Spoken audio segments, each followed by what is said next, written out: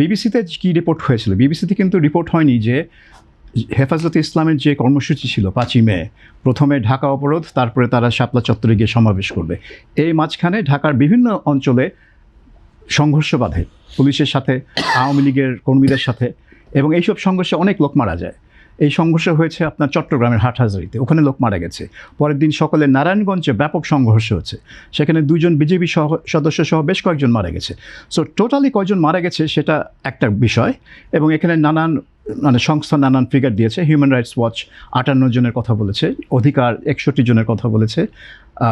হেফাজত নিজে অনেক পরে 100 জনের একটা তালিকা দিয়েছিল, যেগুলো সব ভেরিফাইড হয়নি। বাট যাই হোক,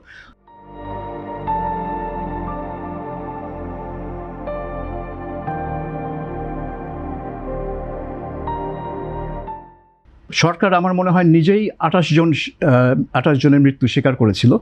সব মিলে মনে হয় যে 40-50 জন ওই 2 দিন মারা গিয়েছিল। কিন্তু আমার বক্তব্য ছিল যে এটাকে শাপলা চত্বর হত্যাকাণ্ড বলা হয়, শাপলা চত্বর হত্যাকাণ্ড। এখন শাপলা চত্বর হচ্ছে ঢাকা শহরের একটা নির্দিষ্ট এলাকা, যেই এলাকায় হেফাজত একটা সমাবেশ করছিল, এবং যেই সমাবেশ মধ্যরাতে পুলিশ এবং র্যাব একটা অভিযান চালিয়ে খালি করে। তো আমার কথা ছিল যে ওই সমাবেশ খালি অভিযানের পর থেকেই এই শাপলা চত্বর এই হত্যাকাণ্ডের কথা বলা হচ্ছে, অ্যাজ এফ যে ওই শাপলা চত্বরেই এই হত্যাকাণ্ড ঘটে। অথচ শুধু বিবিসি বাংলা না, আরও অনেক নিউজ পেপার, টেলিভিশনের রিপোর্টাররা সেই রাতে এই পুলিশের অভিযান প্রত্যক্ষ করেছে, এবং আপনি দেখবেন যে কেউ কিন্তু ওই অভিযানের সময় কোনো নিহতের ঘটনা রিপোর্ট করেনি। এবং বিবিসি বাংলাও তাই, তাদের আমাদের যে রিপোর্ট ছিল পরের দিন, এবং সেদিন ভোরে আমরা হেফাজতে ইসলামের যে সেক্রেটারি ছিলেন জুনায়েদ বাবুনগরী, তাকে লাইভ ইন্টারভিউ করি। তিনি অজ্ঞাত স্থানে ছিলেন, এবং তাকে আমরা প্রেজেন্টার জিজ্ঞেস করে যে এই শাপলা চত্বরে যে অভিযান হলো পুলিশের, আপনি কয়জনের মৃত্যুর খবর পেয়েছেন? এই প্রশ্নটা করা হয় এই কারণে যে সেদিন রাতে বিভিন্ন সামাজিক মাধ্যমে, বিশেষ করে টুইটারে, অনেকে শত শত নিহত খবর দিচ্ছিল বা গুজব ছড়াচ্ছিল। তো সেটা ক্ল্যারিফাই করার জন্য জুনায়েদ বাবুনগরীকে আমরা জিজ্ঞেস করি, এবং বাবুনগরী বলেন যে কোনো মৃত্যুর খবর তিনি পাননি, কিন্তু প্রচুর লোক আহত হয়েছে সেটা তিনি বললেন, এবং সেটা ব্রডকাস্ট করা হয়েছে।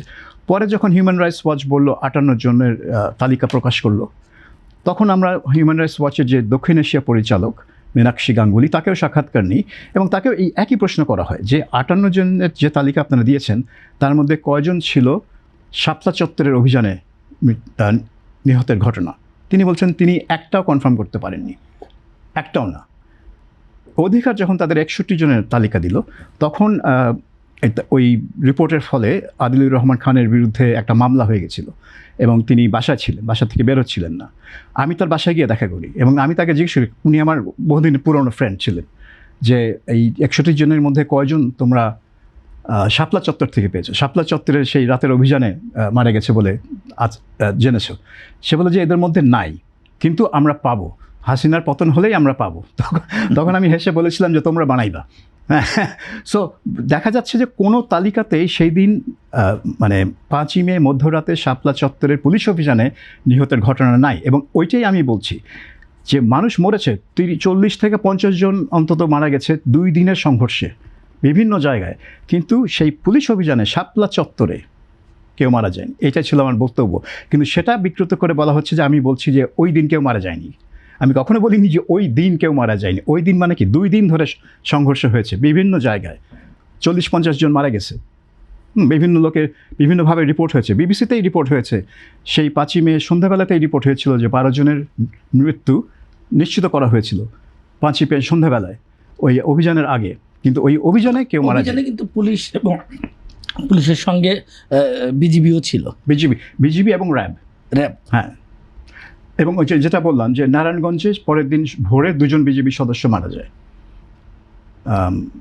কিন্তু শাপলা চত্বরে যেটা তারা করেছে, ফাঁকা গুলি, সাউন্ড গ্রেনেড বিভিন্ন ব্যবহার করে একটা ভয়ের পরিবেশ সৃষ্টি করে তাদেরকে ওখান থেকে সবাইকে যাওয়ার একটা সুযোগ করে দিয়েছে, এটা ভাগানোর চেষ্টা হচ্ছিল, এবং যে কারণে 2টা রাস্তা তারা খালি রেখেছিল, যে 2টা রাস্তা দিয়ে তারা চলে যেতে পারে।